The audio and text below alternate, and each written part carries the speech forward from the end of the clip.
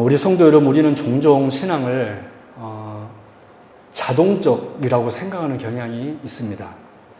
이때 자동적이라는 것은 내가 적극적으로 하나님과 교제하지 않아도 내가 외적으로 가지고 있는 무엇 때문에 때가 되면 저절로 신앙이 성장하는 것으로 착각하는 것을 말합니다. 하지만 여러분, 신앙은 절대로 자동적이지 않습니다. 내가 어디에 소속되어 있다고 해서 저절로 하나님의 자녀가 되는 것은 아니라는 거예요.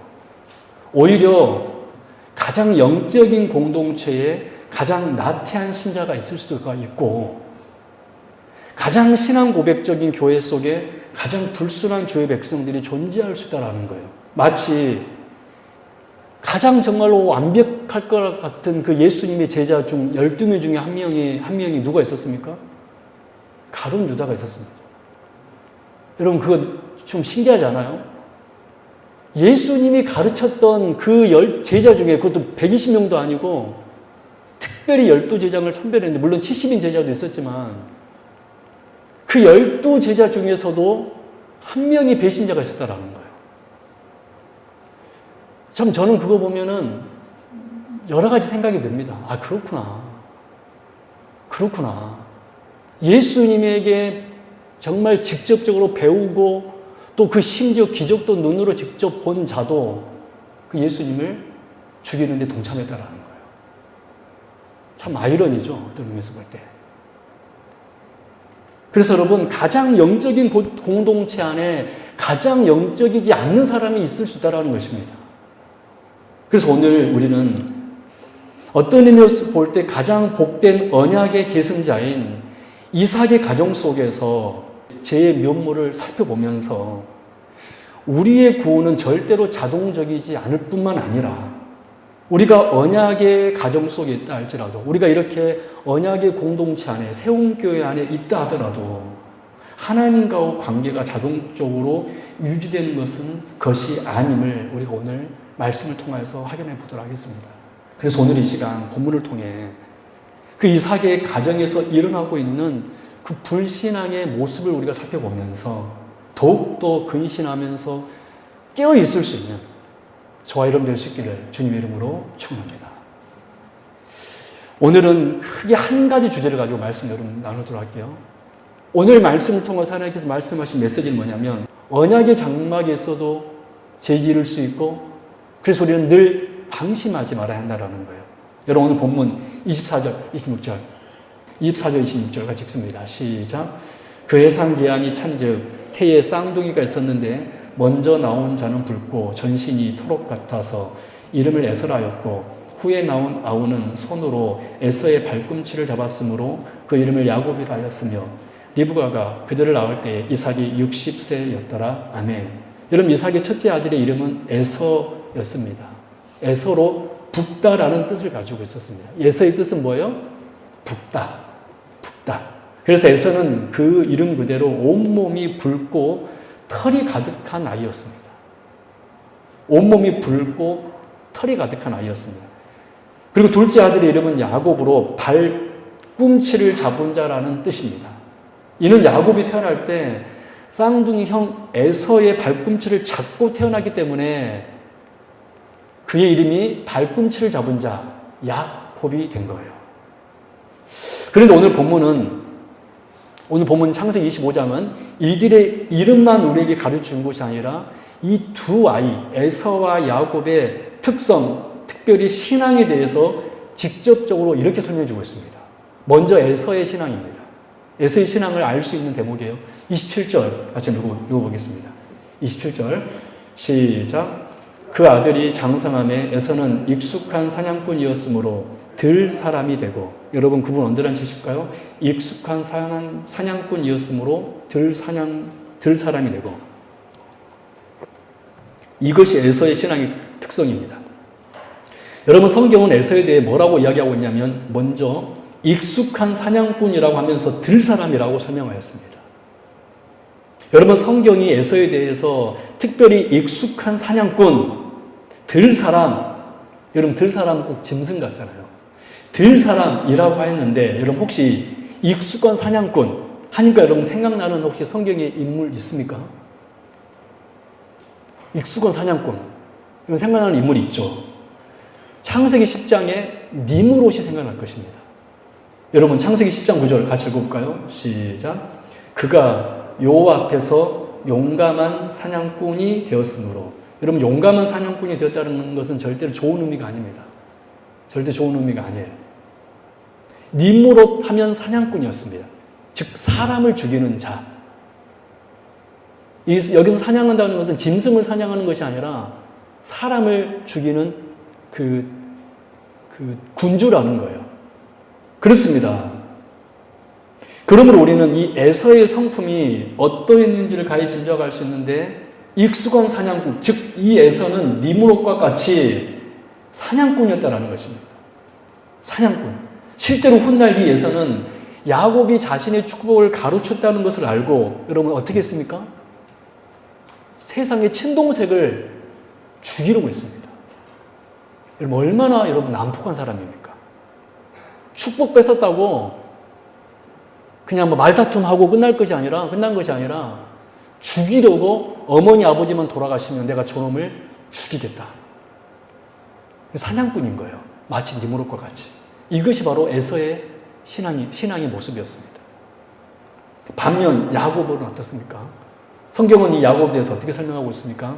27절 같이 읽습니다. 시작. 그 아들이 장성함에 야곱은 조용한 사람이었으므로 장막에 거주하니. 그분은 언제나 하실까요? 조용한 사람이었으므로 장막에 거주하니. 여러분 성경은 야곱이 조용한 사람이었으므로 장막에 거주한 사람이라고 그랬습니다. 아까 에서는 익숙한 사냥꾼이었으므로 어디에서 산 사람이었다고 성경이 기록하고 있죠? 들에 사는 사람. 근데 야곱은 조용한 사람이었으므로 어디에 살고 있다고 그랬습니까? 장막 안에. 완전한 대비죠. 여러분 우리말 성경에서 조용한이라고 번역된 히브리어 단어 탐은 사실 좀 잘못된 번역인 것 같아요. 왜냐하면 여러분 성경에 우리가 번역이 히브리어 성경을 또 헬라어 성경을 이제 우리가 신학자들이 번역을 쭉 했잖아요. 근데 좀 애매하게 번역된 부분들이 몇 군데 있습니다. 특별히 오늘 이 창세기 25장 27절 이 부분이 저는 그 부분 중에 한 부분이라고 생각해요. 왜냐하면 이 탐이라는 단어는 단순히 조용한이라는 의미가 아니거든요.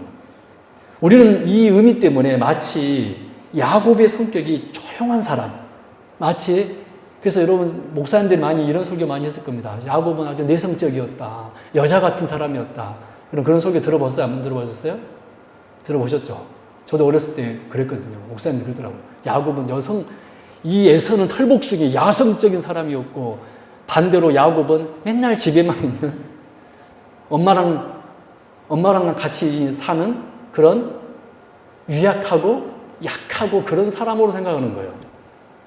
여러분 그런 성경 한번 보십시오. 과연 우리가 아는 대로 야곱은 그런 조용한 사람이었습니까? 여러분요, 오히려 야곱은요, 장자권을 차지하기 위하여 얼마나 적극적이고 어떻게 보면 주도면밀한 사람이었는지 모릅니다. 또 성경에 기록되기를 야곱은 사랑하는 여인 라헬을 위하여, 그럼 세상에 여러분 이런 사랑 해보셨습니까? 사랑하는 여자 라헬을 얻기 위하여서 7년을 며칠처럼 여겼던 사람입니다. 얼마나 정열적인 사람이었는지 모릅니다. 여러분 이게 진짜 거짓말이 아니에요. 그 라헬 한 사람을 얻기 위하여서 7년을 성경 정확히 기록하고 있습니다. 수일처럼 여겼다.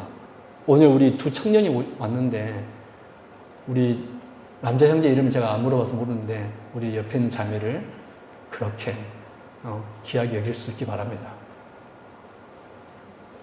이렇게 여러분 야곱은요 절대로 우리가 생각하는 내성적이고 뭐 조용하고 집에만 있는 그런 사람이 아닙니다. 우리는 성경에서 이 조용한이라는 단어 때문에 이 야곱에 대해서 오해하고 있는 거예요. 여러분 오히려 이 우리말 성경이 조용한이라고 번역된 히브리어 탐은 성경에서 다른 성경에서 이렇게 해석을 하고 있어요. 우리 창세기 6장 9절 같이 읽어보도록 하겠습니다. 시작. 이것이 노아의 조건이라 노아는 의인이요 당대의 완전한 자라. 그는 하나님과 동행하였으며. 그분은 언제 하실까요? 완전한 자라. 여러분 창세기 6장 9절에 기록된 이 완전한 자가 오늘 성경 기록된 이 조용함과 똑같은 단어 탐입니다. 노아에 대해서는 이 탐이란 단어를 어떻게 번역했습니까? 완전하다라고 번역했습니다. 좋은 의미예요? 나쁜 의미예요? 좋은 의미죠. 조용한이라고 하니까 좋은 것 같기도 하고 나쁜 것 같기도 하고 뭔가 그렇잖아요. 근데 노아는 탐이다, 완전한 자라고 번역했습니다. 또 여러분 욥기 1장 1절 말씀 볼까요? 욥에도 이 단어를 똑같이 사용하고 있습니다. 욥기 1장 1절 시작. 그 사람은 온전하고 정직하여 하나님을 경외하며 악에서 떠난 자더라. 거기 온전하고, 여기 온전하고로 번역된 이 단어가 오늘 본문 조용한이라고 번역된 히브리어 탐입니다. 욥에는 이 탐을 온전한 자라고 번역했다라는 거예요. 물론 사람이 완전할 수도 없고 노아에게 완전한 자라 그랬잖아요. 또 물론 사람이 온전할 수 없습니다. 여기 욥에 대해서 온전하다고 표현했잖아요. 이 말은 사람은 물론 완전할 수도 없고 온전할 수도 없는데 성경이 노아에 대해서 욥에 대해서 완전하다, 온전하다라고 번역했다는 것은 이들이 하나님 보시기에 옳았다는 것입니다. 하나님의 뜻대로 살았다라는 거예요. 저는 이런 의미에서 볼 때 우리 세움교회 성도님들이 완전한 자, 온전한 자 될 수 있기를 주님의 이름으로 축원합니다. 우리 세움교회가 탐이 되길 바라요. 완전한 교회, 온전한 교회. 이것은 우리가 완벽하다는 의미가 아니라 누구 보시기에 옳다라는 거예요? 하나님 보시기에 옳은 교회. 저는 우리 세움교회가 하나님 보시기에 옳은 교회, 완전한 교회, 온전한 교회 되기를 주님의 이름으로 축원합니다.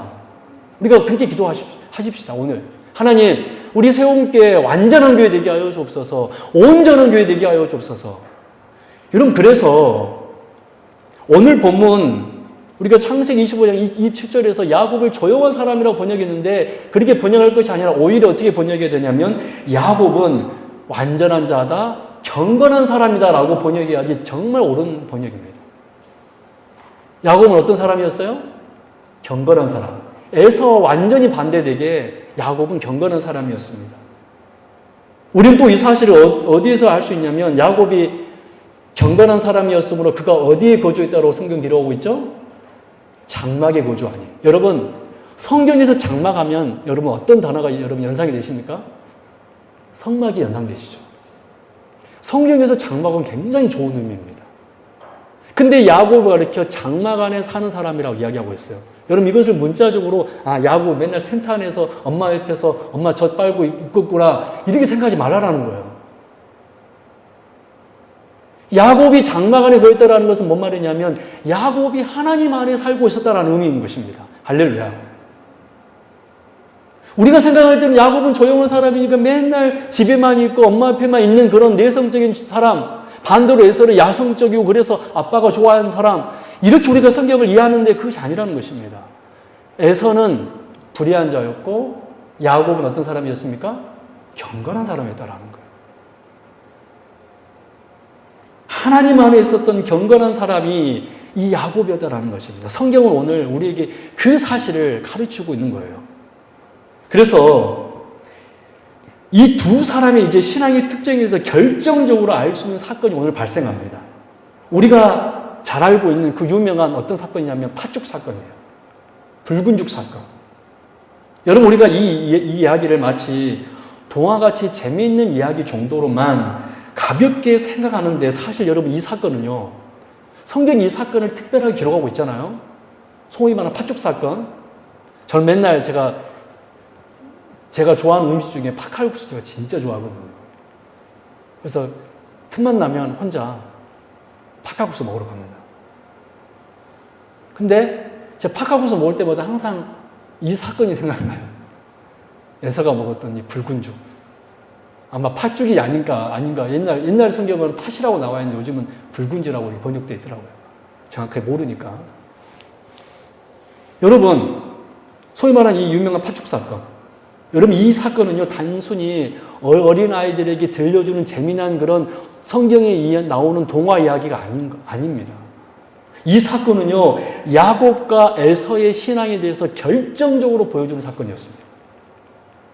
여러분, 지금 창세기 우리 25장에서 성경은 에서와 야곱의 이름을 먼저 말했죠?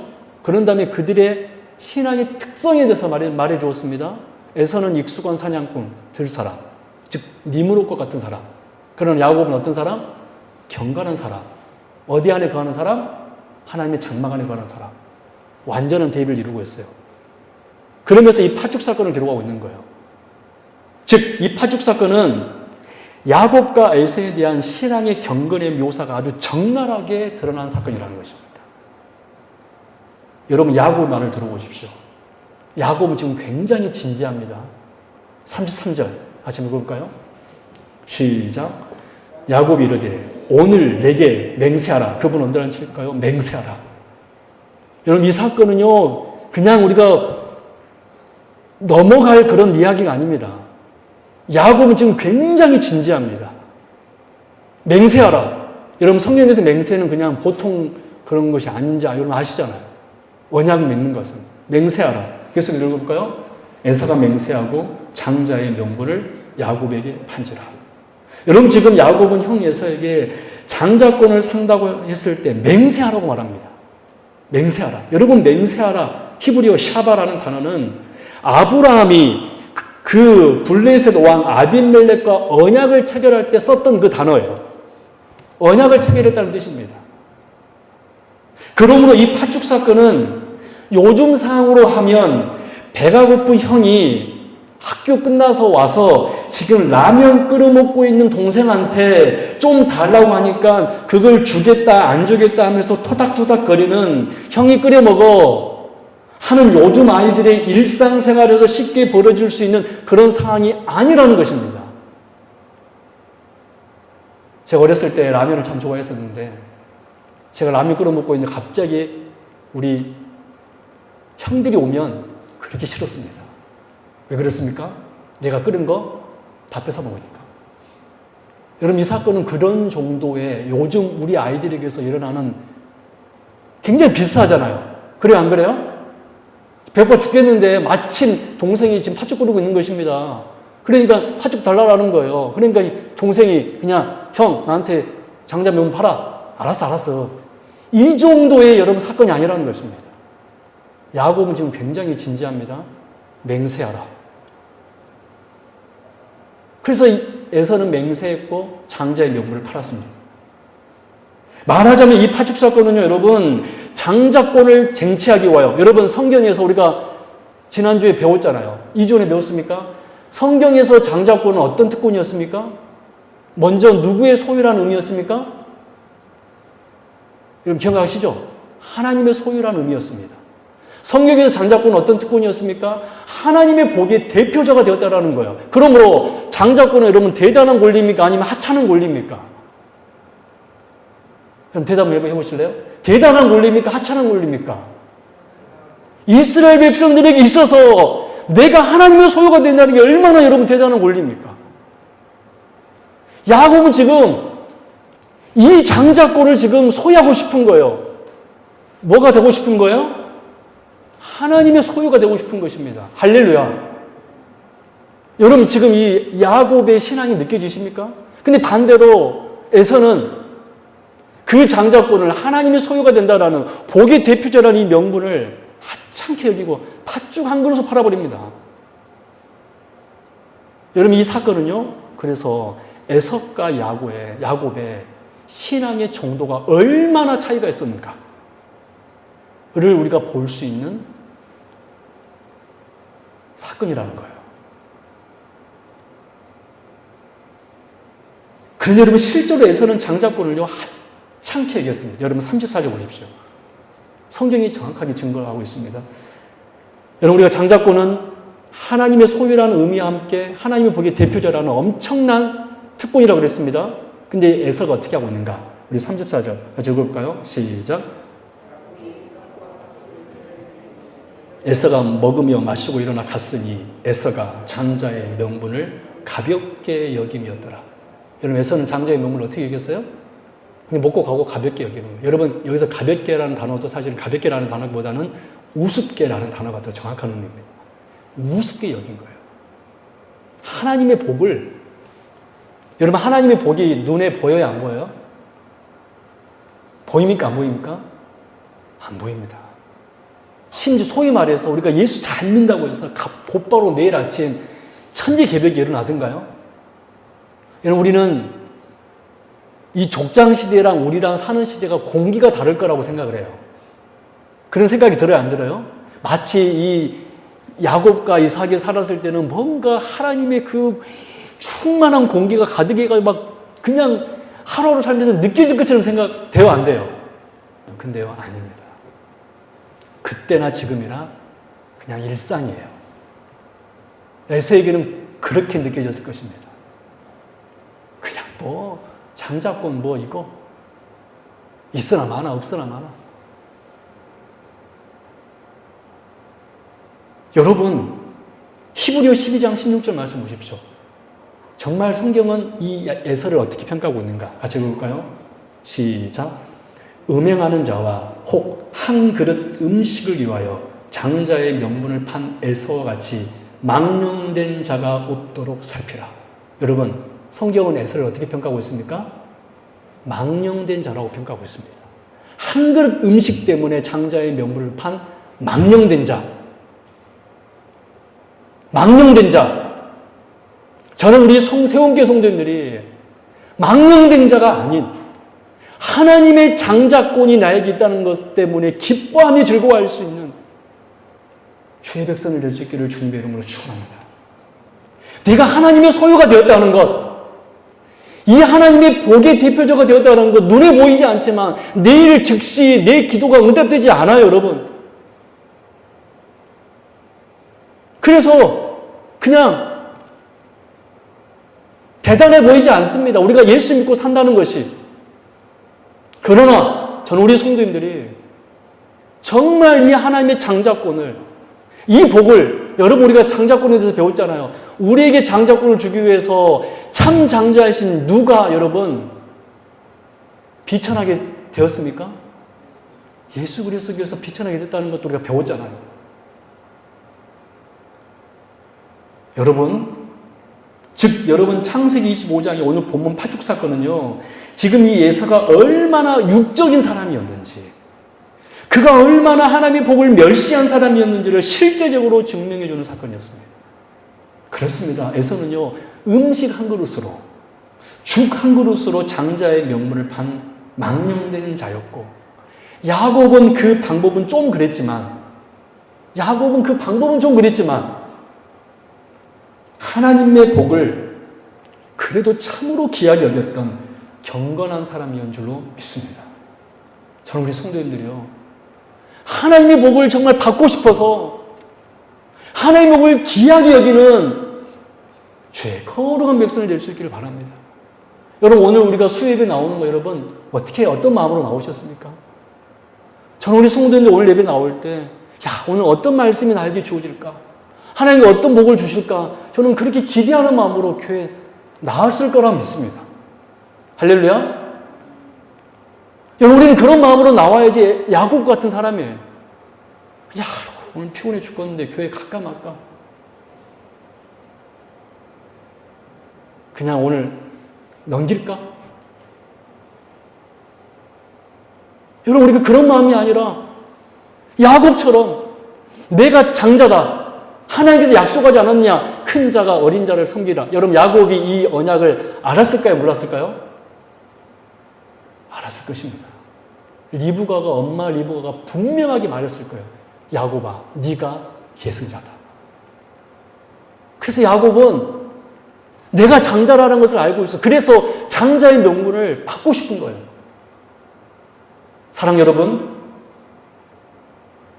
우린 지금까지 야곱과 에서를 비교하면서 이 에서가 얼마나 망령된 자였는지를 살펴보았고, 야곱은 그 반면에 얼마나 경건한 사람이었는지를 우리가 알았습니다. 그런데요, 여러분, 지금부터가 또 중요합니다. 참으로 안타까운 것은 에서뿐만이 아니었다라는 거예요. 에서만 육적인 사람이 아니었다라는 거예요. 언약의 계승자였던 아버지 이삭도 에서와 마찬가지로 참으로 그런 육적인 모습을 보였다라는 것입니다. 우리 오늘 본문 28절 같이 읽어볼까요? 시작. 이삭은 에서가 사냥한 고기를 좋아하므로 그를 사랑하고 리브가는 야곱을 사랑하였더라. 여러분, 그분 언제나 치실래요?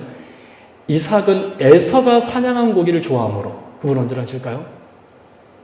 이삭은 뭐를 좋아했다 기록하고 있죠? 에서 자체를 사실 좋아한 것이 아니라 뭐를 좋아했다 기록하고 있어요? 에서가 사냥한 고기를 좋아함으로 누구를 사랑했습니까? 에서를 사랑하고. 근데 반대로 리브가는, 여러분 성경은 리브가를 굉장히 경건한 여인으로 지금 그리고 있습니다. 리브가는 야곱을 왜 좋아했습니까? 그냥 좋아했어요. 여러분 이게요, 지금 이삭과 또 리브가의 대비입니다. 우리 지금까지 에서와 야곱의 신앙의 대비를 보았잖아요. 지금 성경은 또 이삭과 리브가를 비교하고 있는 거예요. 이삭은 왜 에서를 좋아했냐면 뭐를 좋아했기 때문에 에서가 사냥한 고기를 좋아함으로 에서를 사랑했다고 기록하고 있고, 리브가는 야곱을 왜 좋아했을까요? 그러면 따라합니다. 언약이 주어졌기 때문에. 즉 야곱은 언약의 계승자였기 때문에 큰 자가 어린 자를 섬기리라. 야곱이 언약의 계승자였기 때문에 그래서 리브가는 야곱을 사랑한 거예요. 단순히 편애했다라는 이종 이렇게 여러분 생각하지 마시고, 뭔 말인지 알겠죠? 그냥 우리 식으로 지금 두 부모가 세상에 아빠는 큰아들 좋아하고 엄마는 둘째를 좋아했네 이렇게 생각하지 마시고, 지금 이 성경은 이삭과 또 리브가를 지금 신앙을 비교하고 있다는 것입니다. 여러분, 우리는 지난 시간에 하나님께서 이삭과 리브가에게 그 두 아들이 쌍둥이가 태어나기 전에 큰 자가 어린 자를 섬기리라는 계시를 내려주었음을 우리가 확인했습니다. 그리고 그 영적 의미가 얼마나 큰 의미였는가를 우리가 두 주를 통하여 살펴보았습니다. 그런데 지금 이 엄청난 계시를 받았는데 이삭이, 이 엄청난 이삭아, 네 아들 두 아들 태어났는데, 여러분 이삭이 몇 살 때 아들 태어났습니까? 60세. 그러면 여러분 10개 아들이 태어났습니까? 아니요. 성경은요, 아들이 없어서 그 두 사람이 열심히 하나님 앞에 아들 자녀 달라고 기도했다고 성경 기록하고 있습니다. 그렇게 태어난 자식이에요. 보통 자식이겠습니까? 보통 자식도 아니고 아들들이 태어나기 전에 하나님의 영적 계시가 내려졌습니다. 큰 자가 어린 자를 섬기리라. 이 계시를 받은 이삭이 지금 어떤 모습을 보이고 있습니까? 하나님의 계시를 알고 받았음에도 불구하고 하나님의 말씀보다, 하나님의 계시보다 에서가 사냥한 뭐를 좋아했습니까? 고기를 좋아했다라고 성경을 기록하고 있습니다. 즉 에서는 말씀보다, 하나님의 예언보다, 하나님의 계시보다 욕망을 더 사랑했다라는 거예요. 오늘 본문 28절에서 에서가 사냥한 고기가 단지 여러분 음식만을 가리킬 거라고 여러분 생각하지 마십시오. 그렇지 않습니다. 이삭이 에서가 사냥한 고기를 좋아해서 에서를 사랑했다는 것은 이삭이 당시 우리가 지금까지 살펴본 이 에서와 마찬가지로 욕망을 사랑한 사람이었다는 것을 단적으로 말해주고 있는 것입니다. 그런데 여러분 더 놀랍게도요, 이 이삭의 욕망이 그가 나이 많아 늙을 때까지 계속되었다는 것입니다. 우리 창세기 27장 1절 4절 읽어보십시오. 같이 읽어볼까요? 시작. 이삭이 나이가 많아 눈이 어두워 잘 보지 못하더니 맏아들 에서를 불러 이르되 내 아들아 하매 그가 이르되 내가 여기 있나이다 하니. 여러분 잠깐만요. 잠깐 봐보실래요? 여러분 우리는 막연하게 이삭은 믿음 엄청 좋았을 거야 라는, 여러분 혹시 지금 그 생각이 지금 가득할 줄 몰라요. 그렇지 않습니까? 여러분 하나님께서는 분명히 누가 언약의 계승자라고 말씀했습니까? 야곱이. 근데 지금 이삭은 지금 누구에게 언약을 지금 이으려고 하고 있어요?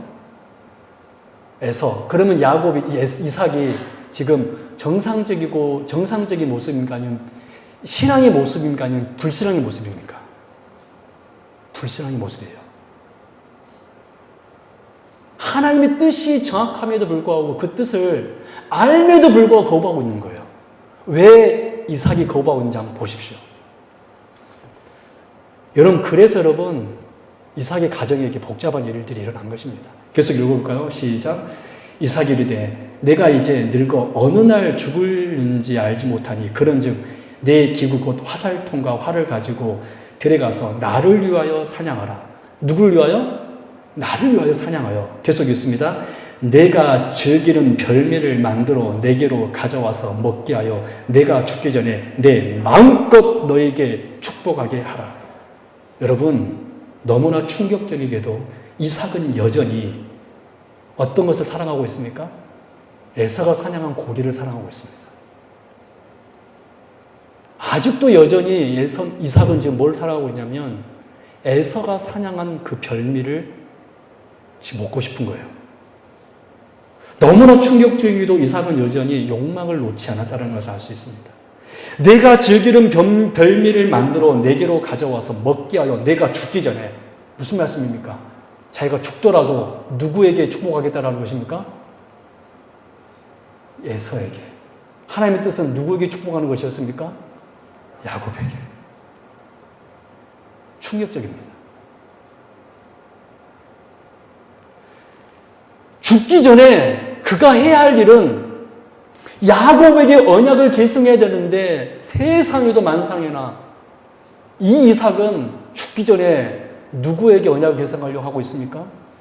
에서에게. 에서를 축복하는 것이 하나님의 뜻이 아님에도 불구하고 그는 그렇게 하겠다라는 것입니다. 뭐 때문에? 에서가 사냥한 고기 때문에.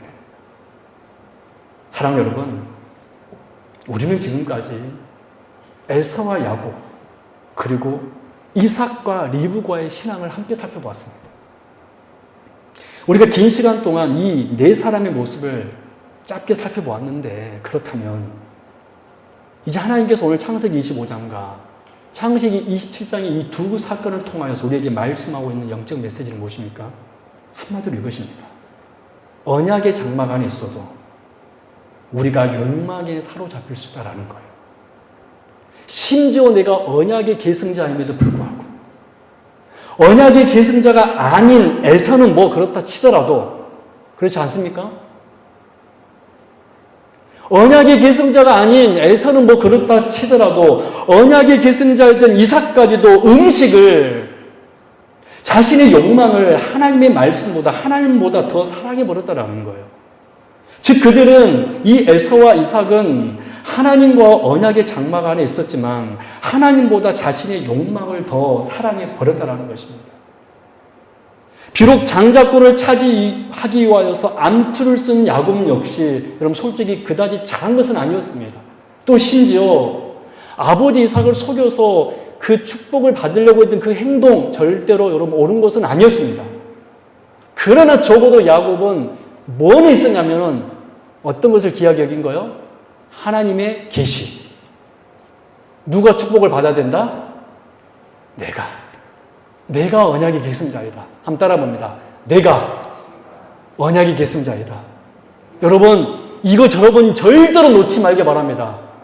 내 모든 물질을 다 잃어버린다 할지라도 내가 하나님의 언약의 계승자라는 이 권리가 빼앗겨지면은 가장 불쌍한 사람이 되는 거예요, 여러분. 야곱은 적어도 그의 방법이 솔직히 옳은 방법은 아니고 좀 별로였어요, 솔직히. 그럼에도 불구하고 하나님은 야곱을 상대한 이유는 뭐냐면, 또 심지어 나중에 베델의 축복 언약까지 주었던 이유는 뭐냐면, 야곱은 스스로 선포했습니다. 나는 언약의 계승자이다. 할렐루야. 이것이 여러분 믿음이에요. 우리는 완전하지 않습니다. 우리가 예수 믿는 삶의 모습이 하나하나 따져보면 여러분 솔직히 완전하지 않아요? 여러분 솔직히 여러분들이 저를 한번 정말 딱 펼쳐놓고 재단하면 여러분 저에게 약점이 없겠습니까? 제가 여러분 말실수한 게 없겠어요? 제가 아무리 목사지만 평생 목사들로 살아왔고 제가 20년이 넘게 지금 사역자를 길을 걸어가고 있지만 그냥 저의 삶을 쫙 펼쳐놔 버리면 하나님의 돋보기로 저를 살펴보면 제가 흠이 없겠습니까? 우리는 흠이 없기 때문에 의로운 사람이 아닙니다. 흠이 있지만 내가 하나님에 의해서 예수 그리스도에 의해서 언약의 계승자가 되었다 라는 것을 알고 그 언약을 붙들고 있다라면 그것이 의로운 자, 완전한 자, 온전한 자인 줄로 믿습니다. 할렐루야. 여러분, 그런데 에서와 이삭은 어땠습니까? 에서는요, 하나님의 언약 안에 있었지만, 그리고 적어도, 그래, 언약의 계승자라는 그런 계시는 받지 못했지만, 그래도 이삭의 아들 아닙니까? 근데 그는 어떻게 했습니까? 장자의 명분을 죽 한 그루 팔아버린 망령된 자였습니다. 이삭은 또 어땠습니까?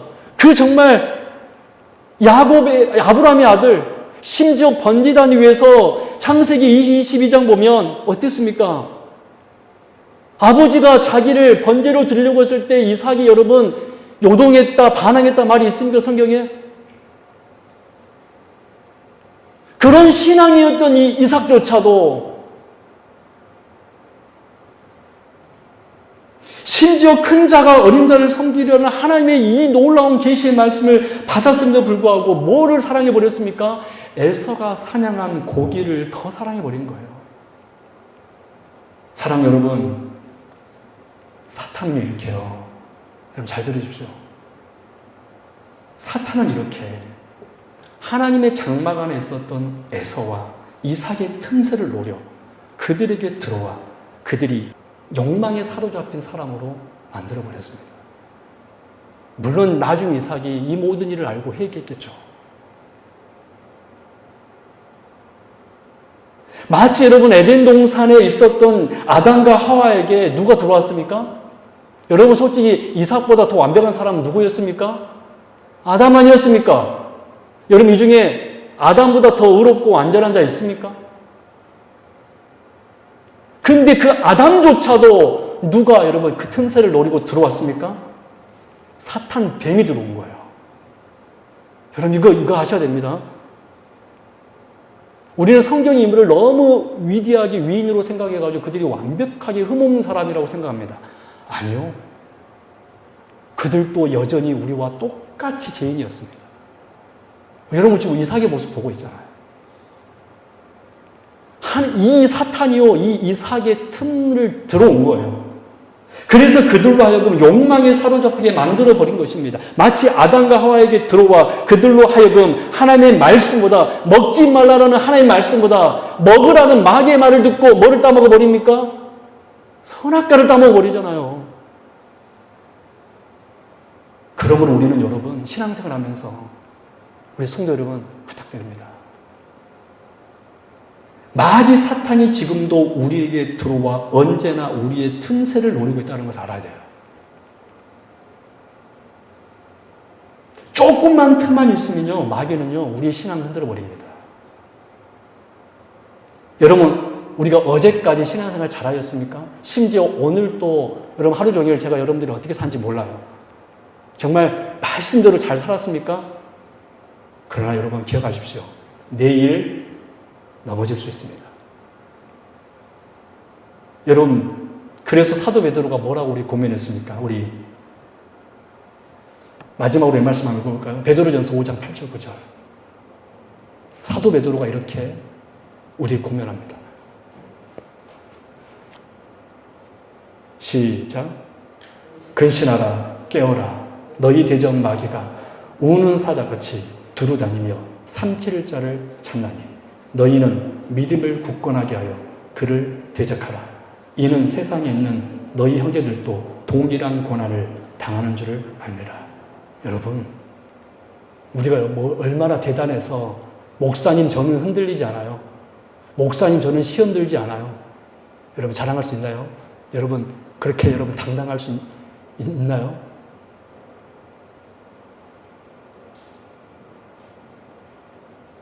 여러분 이삭도 넘어졌습니다. 아담도 넘어졌습니다. 우리가 뭐라고? 여러분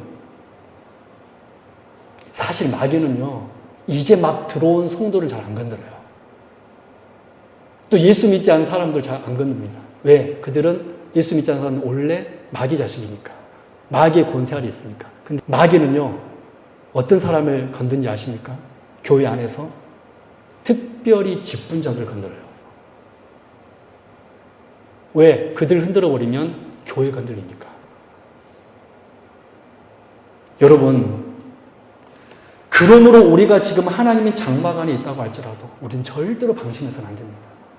심지어 아무리 내가 신앙생활 오래 했다 할지라도 흔들릴 수 있음을 알고 마귀의 시험에 넘어질 수 있음을 알고 욕망에 사로잡힐 수 있음을 알고 우리는 오늘 하루 그리고 내일 매일매일 절대로 방심해서는 안 됩니다.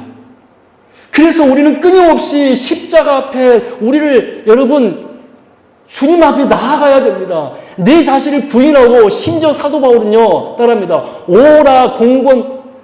오라 나는 공고한 자로다. 이 사망의 몸에서 누가 나를 건져내랴. 여러분 심지어 사도 바울조차도 마귀 사탄이 자기를 건든다고 여러분 그렇게 말하고 있잖아요. 하물며 우리일까 보겠습니까? 여러분 저라고 시험 들지 않겠어요? 여러분 혹시 여러분 시험 들었습니까? 지금 신앙이 여러분 예전처럼 그렇게 기쁘지 않습니까? 왜 그럴까요? 마귀가 들어온 거예요. 우리 신앙을 흔들고 있는 것입니다. 사랑 여러분, 우리는 오늘 본문을 통하여서 우리의 신앙을 다시 한번 점검할 수 있어야 됩니다. 그 언약의 계승자인 이삭도 흔들려 버렸구나. 여러분 절대요. 하나님의 언약은 내가 가만히 숨만 쉬고 있다고 해서 이루어지는 것이 아닙니다. 서론에서 말씀드린 것처럼 절대 신앙은 자동적으로 되는 것이 아닙니다. 그래, 오늘은 내가 이렇게 살지만 그래 언젠가는 하나님께서 나를 더 이렇게 해 주시겠지. No! 그렇지 않아요, 여러분. 오히려 사도 바울은요, 히브리서 기자는 이렇게 우리 이야기하고 있습니다. 저 안식에 들어가기를 힘쓰라. 사도 바울도 이렇게 우리에게 권면하고 있습니다. 항상 복종하여 두렵고 떨림으로 너희의 구원을 이루라. 할렐루야. 우리 신앙은요, 그렇게 예수며 끊임없이 매진하고 쟁취하며 말씀을 어떻게 하면 우리가 붙들며 살 수 있을까? 오늘 마귀 사단이 나를 정말 흔들고 있구나. 내가 오늘 정말 분을 냈다라면 주여 오늘 또 내가 또 넘어졌나이다 라고 하나님 앞에 또 그 십자가 앞에 가서 우리 자신을 쳐서 복종시키지 않으면 우리는 언제 여러분 신앙이 흔들리지도 모르게 우리 신앙은 땅바닥에 주저앉아 있는 상태가 되어버린다라는 거예요. 우리 사랑하는 성도 여러분, 말씀 맺도록 하겠습니다. 오늘 우리 예수와 야곱 그리고 이삭과 리브가를 함께 살펴보면서 정말 하나님께서 우리에게 말씀하신 영적 교훈을 들었습니다.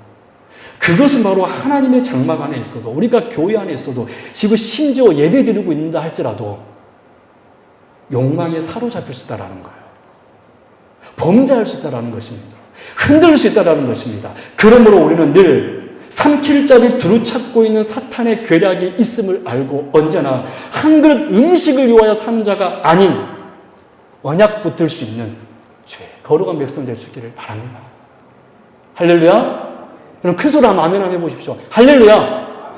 한 그릇 음식을 위하여 여러분 살지 마시고 정말 하나님의 언약을 오늘 어떻게 한번 우리가 순종하면 살 수 있을까? 그렇게 여러분 영적 전투를 하면서 여러분 하나님께서 우리를 군사로 세웠다는 걸 여러분 기억하셔야 돼요. 왜 군사입니까? 내 옆에 있는 성도와 싸우라고 여러분 군사입니까? 여러분 이 시대 교회는요, 교회에 너무나 여러분 분란이 많아요. 여러분 내 옆에 있는 성도하고 목사님하고 성도들하고 싸우라고 여러분 우리에게 영적 전투 여러분 준 것입니까? 마귀하고 싸우라고 하는 거 아닙니까 여러분?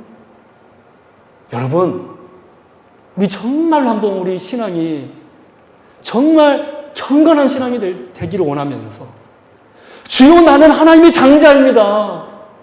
제가 하나님의 언약을 붙들게 하여 주옵소서. 저는 하나님께서 우리 새움께 보내신 이유를 바로 저는 그 때문이라고 생각합니다. 우리 성도님들에게 말씀 전해서 여러분들이 언약 붙들 수 있도록 여러분 그런 우리가 그렇게 야곱처럼 우리가 때로는 그 방법이 좀 연약할 수도 있어요. 그러나 그럼에도 불구하고 하나님께서 야곱을요 정말로 이스라엘로 만들잖아요. 할렐루야. 지금은 야곱이었습니다. 언약을 사랑했던 사람이었지만은 지금 창세기 25장과 창세기 27장의 이 야곱의 모습은 형의 발꿈치를 잡는 자 정도밖에 아니었지만 하나님께서는 그를 어떤 자로 만들었습니까? 하나님을 이긴 자, 이스라엘로 만드셨는 줄로 믿습니다. 여러분, 우리 그렇게 이제 신앙생활 하게 될 거예요. 여러분, 11월 달 제목이 뭡니까? 성화입니다, 사실은. 우리가 그런 이스라엘로 된다라는 거예요. 지금 우리 부족해요. 여러분, 김신 목사 부족해요. 여러분들이 지금까지 만났던 그런 목사님들, 더 대단한 목사님 많이 계셨잖아요.